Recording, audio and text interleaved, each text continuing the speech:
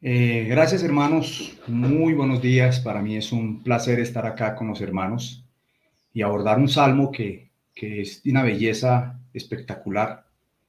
Quiero hacer una introducción mostrando una diapositiva eh, sobre un mapa conceptual, entre comillas, pero es más que un mapa conceptual. Yo sé que de pronto los hermanos no la van a poder percibir muy bien, pero les voy a tratar de contar la historia. El título en inglés que aparece en la parte del lado dice Los hermanos buscando la unidad. Y es la carátula de un libro que se llama Asuntos de Familia. Y cuenta la historia de un grupo de hermanos que hace 192 años buscaron al Señor de todo corazón y buscaron restablecer el testimonio de la unidad y buscaron guardar la unidad y expresarla en medio de las denominaciones. Fueron los famosos hermanos de Plymouth.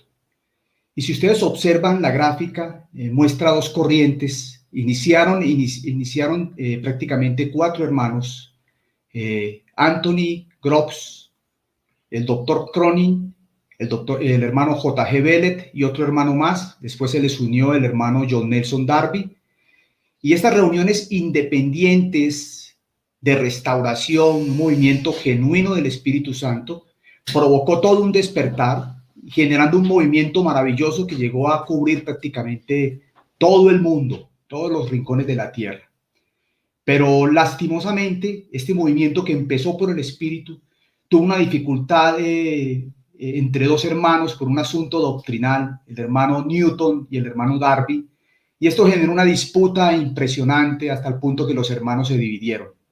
Y aparecieron dos corrientes, la corriente que ustedes ven verdecita, que prácticamente termina sola, y las otras corrientes que fueron los hermanos exclusivistas, o sea, hermanos libres y hermanos exclusivistas. Hubo mucho dolor, pero si ustedes observan en la línea exclusivista, observen cantidades de divisiones. Durante toda la historia se dividieron y se dividieron, porque para Darby era más importante separar a los hermanos del error, y el error era todo aquello que no cuadraba con lo que ellos pensaban. Y fue prácticamente una tragedia. Un final muy triste para un movimiento muy precioso que empezó en el Espíritu del Señor. Y es una advertencia del Señor también para nuestros tiempos. Esta parte, la historia hay que leerla, la historia de la iglesia hay que leerla para aprender de ella también, para que no cometamos los mismos errores que ellos cometieron. Si ustedes observan también en la gráfica, hay unas flechitas punteadas que se devuelven a la primera línea. Y es que pasó algo muy precioso. Los hermanos que empezaron a reconocer que se habían desviado realmente del camino retornaron nuevamente. La línea verde que está ahí punteada la representaron tres hermanos muy especiales: el hermano Anthony Groves, el hermano Robert Chapman y el hermano George Mueller de Bristol. Entonces, hermanos, basados en este relato que les estoy contando, voy a contar la historia de este salmo, un salmo que es el Salmo 133. Gracias, Camilo, por mostrar la diapositiva. El Salmo 133, y en este Salmo 133 encontramos lo siguiente. Vamos a leerlo. Lo voy a leer en la Nueva Versión Internacional, pero voy a agregar una palabra que hace falta en la Nueva Versión Internacional que me parece que no puede sobrar en ese salmo. Mirad cuán bueno y cuán agradable es que los hermanos convivan en armonía. Es como el buen aceite que desde la cabeza va descendiendo por la barba de Aarón, hasta el borde de sus vestiduras. Es como el rocío de Hermón que va descendiendo sobre los montes de Sión. Donde se da esta armonía, el Señor concede bendición y vida eterna. Entonces, hermanos, vamos a empezar hablando por el autor. El autor es David. He decidido escribir el mensaje porque me preciso más orden en las ideas, y pues en la medida que el Señor nos vaya dirigiendo, si me da una palabra adicional, pues la compartiré. Pero por ahora voy a leer el texto que escribí sobre el Salmo. El rey se disponía a escribir su canto, el canto que los peregrinos entonarían rumbo a la casa del Señor. No era construir la casa del Señor lo que anhelaba el rey David, pero sería su hijo Salomón quien la edificaría. Este salmo de 3 versos sería el compañero de jornada de aquellas familias de las 12 tribus de Israel que se encontrarían caminando junto a otras familias desde diferentes puntos de la tierra de Israel, todas unidas por la misma fe, esperanza y amor, pero cada familia con sus propias particularidades, donde se reflejaba toda la multiforme belleza de su Señor. ¿Quién más apropiado para escribir este salmo, hermanos, que el rey David, el dulce cantor de Israel? Mientras el rey escribía esta canción, yo estaba pensando en 3 episodios del rey David. Voy a hablar del primero. El día que David tuvo que huir de la casa de Saúl cuando procuraba su muerte. Se encontraba solo y sin provisiones, acompañado de unos pocos fieles escuderos. David recordaba que se encontraba en una guarida, la cueva de Adulam, cuando su padre, su madre y sus hermanos se le unieron. Además se le unieron muchos otros que estaban en apuros, afligidos y cargados de deudas o amargados. No era precisamente la mejor compañía, ni con las mejores credenciales o cualidades requeridas para las presentes circunstancias. Pero ellos vieron en David a un hombre conforme al corazón de Dios, y eso fue lo que los animó a arriesgarlo todo para peregrinar con él. David sabía que se convertiría en el amigo de los pecadores ante la mirada acusadora de los fariseos de su tiempo. El segundo episodio es el día en que vinieron todas las tribus de Israel a la ciudad de Hebrón y le dijeron a David: Su Majestad, somos carne de tu carne y hueso de tus huesos. Somos de la misma sangre. Dios te ha puesto por pastor y príncipe sobre todos nosotros. Y entonces todos los hombres de autoridad lo reconocieron y el rey hizo pacto con ellos delante de Dios y fue ungido delante de toda la nación. ¡Qué momento tan glorioso! Todo Israel como un solo hombre ante su rey. Y el tercer episodio, el día en que su propio hijo Absalón se sublevó y rebeló contra el rey. El día en que en el lugar donde fue proclamado rey de toda la nación, su hijo se atrevería a decir: Absalón reina en Hebrón. El día en que sus propios hermanos y amigos se cambiarían al bando contrario y le darían la espalda al rey. El día en que David subió la cuesta de los olivos y la subió llorando con su cabeza cubierta y con sus pies descalzos. El día en que quienes le acompañaron se identificaron con el estado de ánimo del rey y lloraron con él. El día en que el ministro de defensa de David, Joab, mató a Absalón, al hijo traidor del rey, mientras el rey, enterado de la noticia, lloraba amargamente: Hijo mío, Absalón, hijo mío, Absalón. ¿Quién me diera que muriera yo en lugar de ti, Absalón, hijo mío, hijo mío? Está claro, hermanos, que un hombre como David, que había conocido y experimentado el gozo de la unidad y el dolor de la división, tenía la autoridad de parte de Dios para escribir sobre este asunto. Entonces, hermanos, ahí encontramos al autor, el rey David. El segundo punto que quiero mencionar es la naturaleza de la mirada. El salmo empieza con una palabra que la quiero tomar como referente: mirad, mirad. Entonces he pensado en 3 puntos. El primer punto es la naturaleza de esa mirada. El segundo punto es las metáforas de esa mirada. Y el tercer punto son las recompensas de esa mirada. ¿Cuál mirada?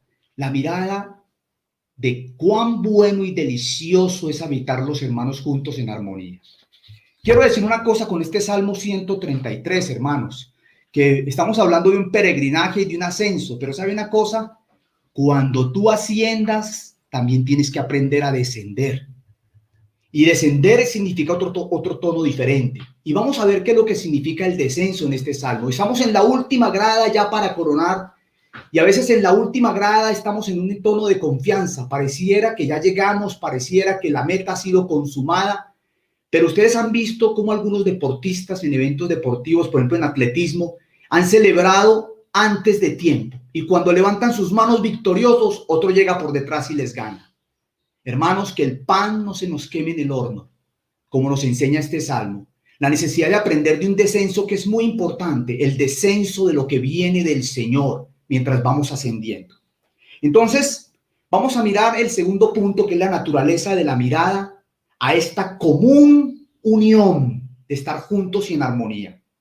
Mirad, de todo lo que nuestros ojos pueden ver, un delicioso plato de comida, un atardecer, un hermoso paisaje, el rostro de nuestros hijos o nuestros nietos, o una noche estrellada mientras contemplamos el rostro de nuestra amada o nuestro amado.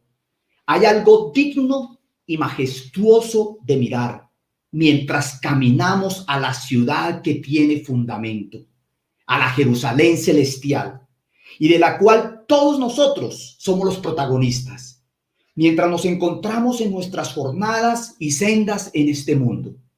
¿Qué es eso que tenemos que mirar? A lo que David nos dice: hermanos, miren, observen, fíjense con detenimiento. ¿Y qué es lo que David dice? Mirad cuán bueno y cuán delicioso es habitar los hermanos juntos en armonía. Una de las cosas que más placer me produjo este campamento es ver tantos hermanos de tantos lugares y hermanos con los cuales no habíamos compartido durante mucho tiempo, y hermanos con que el Señor ha acercado nuevamente a lo que Él desea y a lo que Él anhela, a ese habitar juntos en armonía. La sola expresión de la palabra mirad cuán, la palabra cuán nos dice que no se puede medir ni explicar con palabras. Por eso la mirada se nos dirige para despertar todos nuestros sentidos, como cuando el mesero de un lujoso restaurante empieza a describirnos el contenido de un maravilloso plato cuyo solo nombre nos captura. Eso es lo que quiere decir. David nos está diciendo: miren cuán bueno y delicioso. Y viene la segunda frase: cuán bueno y delicioso. Estas dos características son las que nos describen el hecho de habitar los hermanos juntos y en armonía. Hermanos, es bueno para nosotros habitar juntos y en armonía. Es bueno para nuestras familias habitar juntos y en armonía. Es bueno para nuestros hermanos habitar juntos y en armonía. Es bueno para los recién nacidos en el Señor ver a los hermanos habitar juntos y en armonía. Y es bueno para el mundo que nos ve y nos rodea. De la iglesia primitiva decían los que no conocían a Dios, al ver la unidad de los hermanos, decían: mirad cómo se aman. Este era el verdadero distintivo de su unidad, el camino más excelente del que hablaba el apóstol Pablo, el camino del amor. Hermanos, cuenta el emperador Juliano que en una época en que hubo una peste en Roma, que se sentía profundamente indignado por los cristianos, porque ellos no solamente cuidaban de sí mismos, sino de sus propios ciudadanos romanos. Incluso muchos de estos cristianos cuidaron a ciudadanos romanos que eran sus enemigos y los sostuvieron durante la peste, e incluso muchos de ellos fueron contagiados y murieron por causa de la peste. Esta clase de amor aturde al pecador. Esta clase de amor conmociona al mundo. Esta clase de amor hace que los demás vean y digan: mirad cómo se aman. La segunda palabra que me parece interesante, y es la palabra, esa asociación tan hermosa. No solamente es bueno que los hermanos estén juntos y en armonía, que habiten juntos en armonía, sino que el salmista dice, el rey David dice: es delicioso, es delicioso. Esta palabra tiene tres figuras que emergen del uso en el hebreo, y pues voy a mencionarlas de la siguiente manera. Primero, la palabra delicioso acá se usa también para una hermosa sinfonía.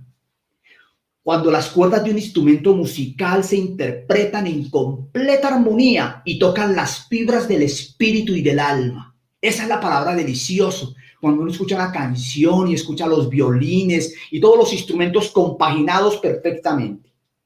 También esta palabra delicioso hace alusión a un campo de trigo. Todas las semillitas de trigo ahí en completo sosiego y tranquilidad. Y el último elemento que refleja esta palabra delicioso y no podía faltar es la dulzura de la miel. O sea que esa palabra delicioso es espectacular. Mira cuán bueno y cuán delicioso es habitar los hermanos juntos en armonía. Cuando los hermanos habitamos juntos y en armonía, esto es bueno y agradable. Esa es otra palabra también para la palabra delicioso. La palabra agradable también es sinónimo de delicioso. Hermanos, la voluntad de Dios se expresa en lo que es bueno, en lo que es agradable y en lo que es perfecto. Quisiéramos cumplir el mandato del Señor de guardar la unidad en el espíritu, en el vínculo de la paz. Pero somos conscientes que hay cosas que la enturbian y que esa perfección no ha llegado todavía y que tristemente en ocasiones nos distanciamos por situaciones que no deberían distanciarnos. Pero sucede, hermanos. Pero llegará un día en que llegue lo perfecto, en que la voluntad de Dios no solamente será lo bueno, lo delicioso y agradable, sino también llegará lo perfecto. Lo perfecto en parte lo vemos y en parte lo experimentamos. Pero llegará el día en que lo que es en parte, qué bueno, hermanos, llegará el día en que lo que es en parte se acabará. Un hermano con el que yo guardaba mucho cariño y fue resultado de una división que hubo entre los hermanos libres y dejamos de vernos por mucho tiempo y prácticamente no me dirigía la palabra. Una vez le dije con cariño, le dije, hermano, ¿sabe qué? Acostumbrémonos a vivir aquí en la tierra porque vamos a estar toda la eternidad juntos. Toda la eternidad. Que Dios nos ayude a entender esto, hermanos. Cuando llegue lo perfecto, todo eso desaparecerá. Todo eso desaparecerá. Llegará el día en que la perfecta unidad de todos los hijos de Dios será completa. Ay, Señor, que así sea, así va a ser. Pero mientras tanto, Dios nos dice que debemos tener esmero y diligencia para mantener y guardar la unidad del espíritu en el vínculo de la paz. Porque el fundamento de la unidad, nosotros sabemos quién es Dios mismo. Y esa unidad está sustentada en la presencia del Espíritu Santo en cada redimido. Por eso el Espíritu Santo, que mora en lo profundo de nuestro espíritu y que es uno con nuestro espíritu, es el que nos invita a guardar con esmero y diligencia y mantener esa unidad. Miremos pues cuán bueno y delicioso es habitar los hermanos juntos y en armonía. No desmayemos frente a la imperfección que está en cada uno de nosotros. Hermanos, no desmayemos. Hay situaciones que a veces no podemos cambiar, pero no desmayemos en guardar esa unidad. No permitamos que en el último escaño, en este escaño tan precioso, nuestros sentidos sean desviados de la sincera fidelidad al Señor en el amor que debemos a todos los que son suyos. Viene la otra palabra y es, mirad cuán bueno y cuán delicioso es habitar los hermanos juntos y en armonía. Ahora viene la otra expresión, habitar los hermanos. Habitar los hermanos. ¿Quiénes son los hermanos que deben habitar juntos y en armonía? ¿Los hermanos de la localidad o candelero? ¿Los hermanos de la vida de iglesia? ¿Los hermanos del recobro? ¿Los hermanos de las iglesias en las casas? ¿Los hermanos en las denominaciones? Las tribus de Israel, todas estaban dispersas y cada una vivía en el territorio geográfico asignado por Dios. Pero cuando subían a la casa de Dios y se encontraban en el camino, las familias se reunían juntas e independiente de su tribu, compartían una misma fe, esperanza y amor. Sus diferencias y particularidades daban paso a su identidad con el Dios de Israel. ¿Quiénes son mis hermanos? Esa es una buena pregunta. Se la hicieron al Señor, ¿no? O el Señor la hizo. ¿Quién es mi hermano? Y en la Escritura hay 3 frases que me parecen muy interesantes. Y la primera que dijo el Señor Jesús: ¿quiénes son mis hermanos? Entonces respondámosla con la Escritura. Todo el que hace la voluntad del Padre es mi hermano. ¿Quién es mi hermano? Todo el que no está contra Cristo, ese es mi hermano. ¿Quién es mi hermano? Todo el que ha sido recibido por el Señor, ese es mi hermano. Anthony Groves, un hermano muy precioso de los hermanos libres, que amaba profundamente la comunión con los santos, y no solamente con los que pensaban como él o hablaban como él, sino con todos los santos, que procuraba ver lo que había de Cristo en cada hermano, independiente de donde se reuniera, y le amaba en el amor de Cristo. Él decía: entre tanto que reconozcamos que Cristo está morando dentro de una persona, decía Anthony Groves, esa es nuestra autorización para recibirla. No hay otra autorización más para recibir a un hermano, sino porque Cristo lo recibió. Y todos los que en cualquier lugar, ¿quién es mi hermano? Te respondamos como el apóstol Pablo nos dice en 1 Corintios. Todos los que en cualquier lugar invocan el nombre del Señor, Señor de ellos y nuestro, ellos son nuestros hermanos. Cuando un hermano llama a otro hermano para indagar si hay hermanos X en su ciudad, me pregunto, ¿qué hermanos está buscando? ¿Los que caminan, creen y andan igual que él? ¿O los que tienen la vida de Cristo en ellos? Escuchemos otra vez a nuestro hermano Anthony Groves con otra frase preciosa. Este hermano fue misionero en Bagdad, fue misionero en la India, era un hombre rico y renunció a todo su dinero para servir al Señor. Y amaba profundamente a los que eran de Cristo. Y él decía: la unidad entre cristianos no se basa en tener la misma luz sobre temas doctrinales, sino por tener la misma vida en Cristo. ¡Qué profundidad en esta frase! Una de las cosas que me apasionaron profundamente cuando tuvimos contacto con la obra en Chile, definitivamente fueron sus canciones. Y una vez compartiendo con un hermano le decía: hermano, ¿usted no ha notado que las canciones de Chile tienen algo especial? Y es que el centro de esas canciones es el Señor. Hermanos, todo movimiento de restauración tiene que empezar con una mirada fija en Cristo. Y el día que esa mirada se quite del Señor, el día que el arca no sea lo principal, sino la periferia, el día que midamos a los hermanos por cuán de acuerdo están con nosotros, en ese día perderemos la esencialidad. En ese día nos dedicaremos a separar entre hermanos y hermanos. Que Dios nos ayude a reconocer lo que hay de Cristo en cada hermano. Reúnase con nosotros o no se reúna con nosotros.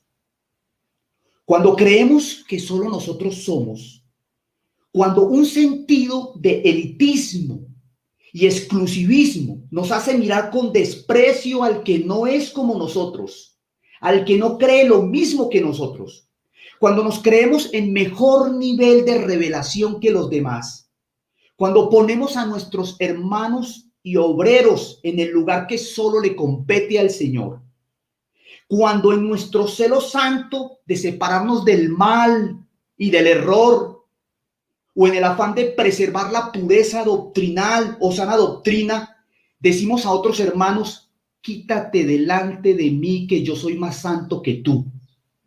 Cuando nos dejamos seducir por la personalidad de un hermano, sus escritos y sus dones, vamos a convertirnos en la Odisea.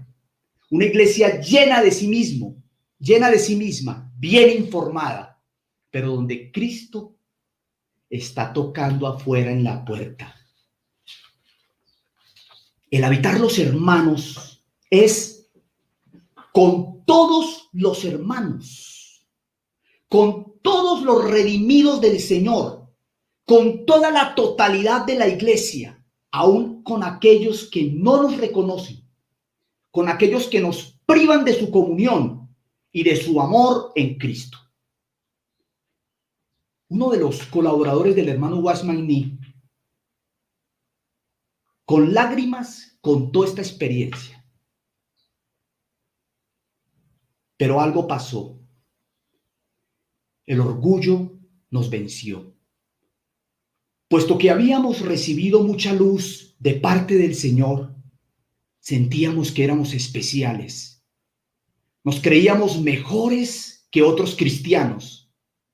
Nosotros dejamos de hablar de ser parte de la iglesia y decíamos que nosotros éramos la iglesia en la ciudad. Hermanos, el candelero en la ciudad es del Señor, que está en medio de los candeleros. Él añade y Él quita. La iglesia, como dijo bien enfáticamente el hermano, la iglesia no es la edificación, no la edificamos nosotros. Nosotros somos solo siervos inútiles, somos solo colaboradores. Yo edificaré mi iglesia. Es que te compartía el hermano Marcelo cuando decía el Salmo 127. Yo edificaré mi iglesia. Ay, gracias, Señor, que la va a edificar usted. Porque realmente nosotros a veces metemos la mano y la edificamos de manera muy dispersa. Ayúdanos, Señor, a permitir que tú seas el que edifique la iglesia. En estos días que tuve la oportunidad de regresar a la ciudad de Armenia y trabajar un poco con los cultivos, con el hermano Juan Felipe y también con otros hermanos y hermanas, aprendí un principio muy interesante. Me compré mis botas de campo, me compré mis machetes, me compré mis azadones y procedí a hacer una huerta. Y aprendí a sembrar. Y hermanos, entendí que yo solamente podía hacer dos cosas. O podía sembrar la semillita, preparar la tierra y sembrar la semillita y después abonarla con agua todos los días, pero lo que no podía hacer era darle el crecimiento. Y ahí entendí lo que el Señor quería decir cuando le dijo al apóstol Pablo: ni el que siembra, ni el que riega es nada. Hermanos, no somos nada, sino Dios que da el crecimiento. Nosotros en una localidad somos solo parte de la iglesia y solo el Señor conoce a todos los que son suyos. Permítanos el Señor, con nuestro amor, alcanzar a todos los que son de Él. Después viene la expresión, hermanos, juntos y en armonía. Habitar los hermanos juntos, cercanos unos a otros. Pues ahora estamos por internet y le cuento que extrañamos los abrazos de los hermanos, extrañamos el contacto con los santos. No es lo mismo por internet. Pero hermanos, en espíritu podemos abrazarnos, en espíritu y en verdad. Mas la hora viene y ahora es cuando los verdaderos adoradores adorarán al Padre en espíritu y en verdad. Ni en este monte, ni en Jerusalén, hermanos, no es ni el lugar. No es la presencialidad lo que da sustancia a nuestra relación en Cristo. Nuestra presencialidad es trascendida por la presencia del Espíritu Santo en cada hijo de Dios. Y ahí está la unidad. Así estemos acá dispersos tecnológicamente, cada uno en su puntico, pero conectados en el Señor. Habitar los hermanos juntos. Cuando el Padre me pregunte o nos pregunte, ¿dónde está tu hermano?, yo pueda responderle, aquí conmigo, resguardándonos el uno al otro, en armonía. Él desea que estemos juntos y en armonía.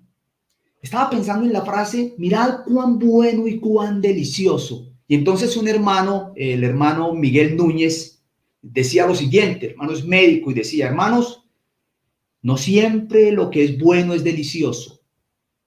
Por ejemplo, los medicamentos, que lo digan los niños, que tomarse un medicamento es una cosa terrible y sobre todo cuando sabe bien maluco, pero es bueno, ¿cierto? Y también no siempre lo que es delicioso es bueno. Por ejemplo, en Proverbios dice que el pan comido a escondidas no es bueno. Puede ser delicioso el pan, pero comido a escondidas no.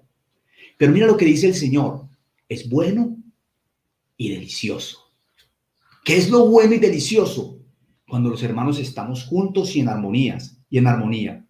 No siempre al estar juntos estamos en armonía, pero estar en armonía nos invita a estar juntos. Tercer punto, las metáforas de la mirada a esta unidad. Ya vimos la naturaleza, ahora vamos a ver las metáforas. Entonces, el rey David emplea dos metáforas. Y es aquí cuando yo digo que este salmo es el salmo del descenso. Es del ascenso y descenso. Yo voy ascendiendo y él va descendiendo, con su aceite y con su rocío, como vamos a ver. Entonces dice el versículo 3. Es como el buen óleo o aceite de la unción, porque está hablando de ese aceite, sobre la cabeza, el cual desciende sobre la barba de Aarón, y baja hasta el borde de sus vestiduras. Hermanos, este aceite llega a la cabeza, llega a la barba y hasta las vestiduras. Exceso, abundancia, a borbotones. Ese es el aceite de la unción que Dios quiere hacer descender sobre los que viven juntos y en armonía. Voy a citar aquí a mi hermano Carlos Spurgeon, que en su comentario al libro de los Salmos menciona unas anotaciones bien interesantes. Entonces dice: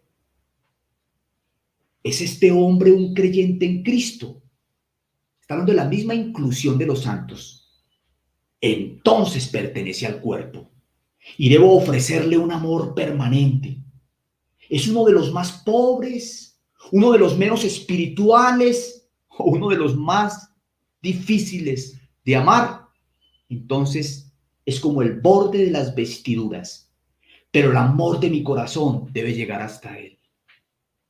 Ese es el camino más excelente. El amor, sigue el hermano Spurgeon diciendo, el amor fraternal viene de la cabeza, pero llega hasta los pies. Su camino es hacia abajo, desciende. El amor a los hermanos condesciende a hombres de humilde condición. No es engreído, sino manso y humilde. Esto es una parte importante de su excelencia. El óleo no ungiría si no fluyera hacia abajo, ni el amor fraternal difundiría su bendición si no descendiera. ¿Sí ves, hermanos? Que desciende.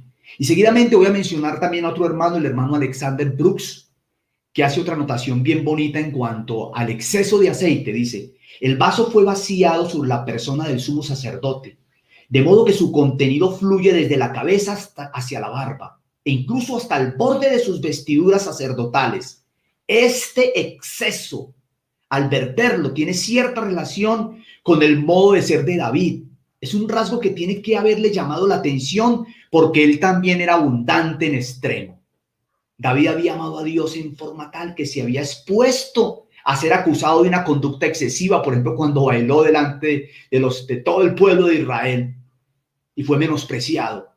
Este exceso, al verterlo, había lanzado delante del Señor, por ejemplo, cuando le trajeron el arca de la casa de Obed-Edom a Jerusalén, olvidándose del decoro debido a su dignidad real, excediéndose.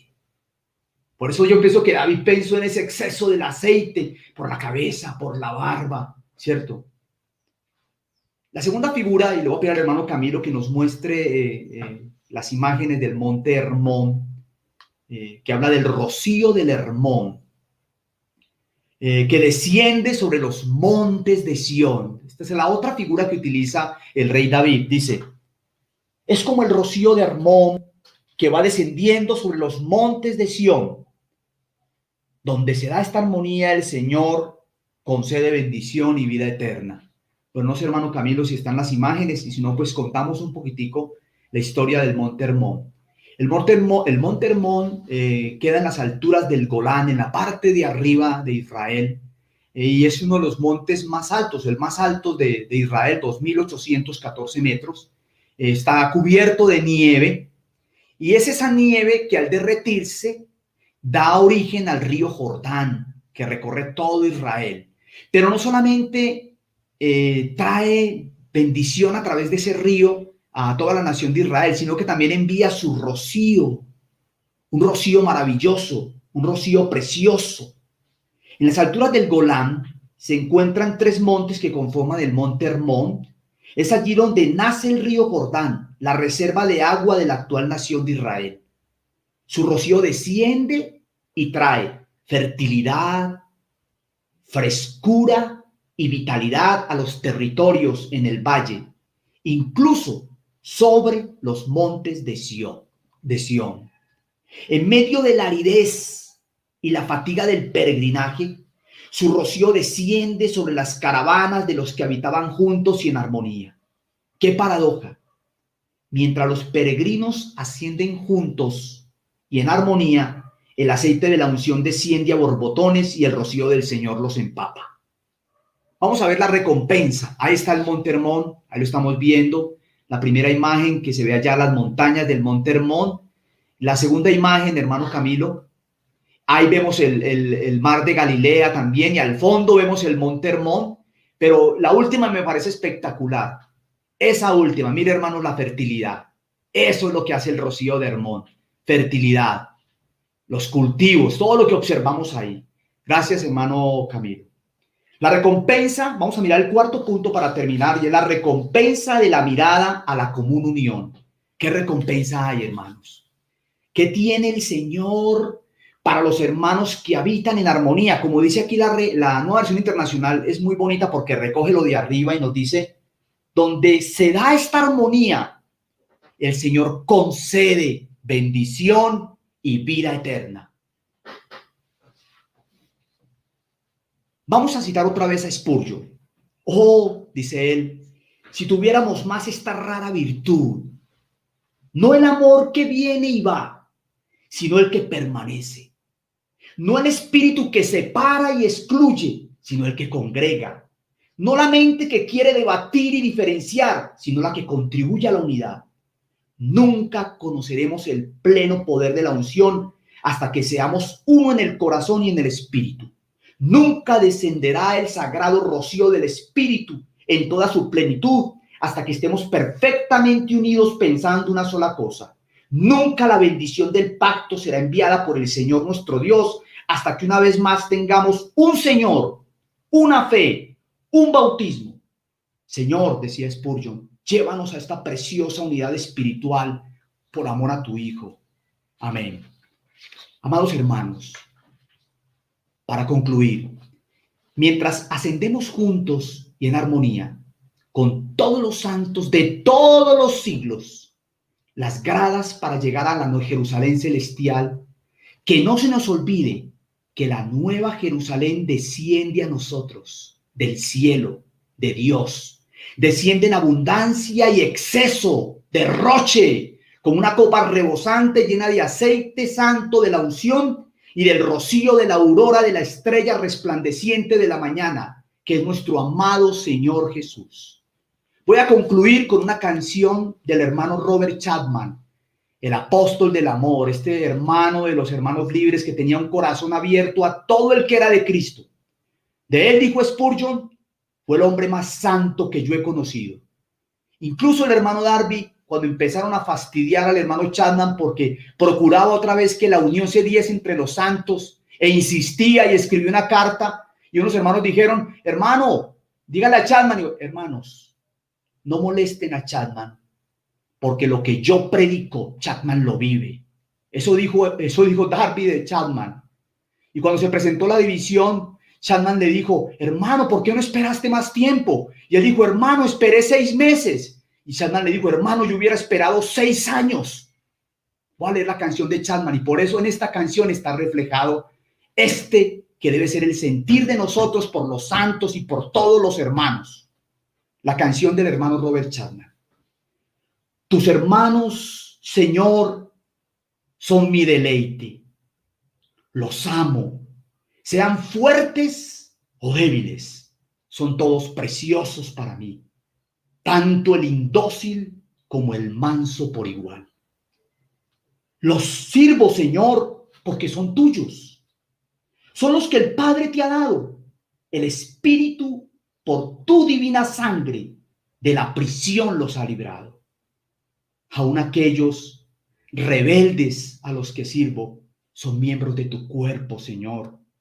Sosténme y no me dejes que me aparte del más excelente camino del amor. Hermanos, que el Señor les bendiga.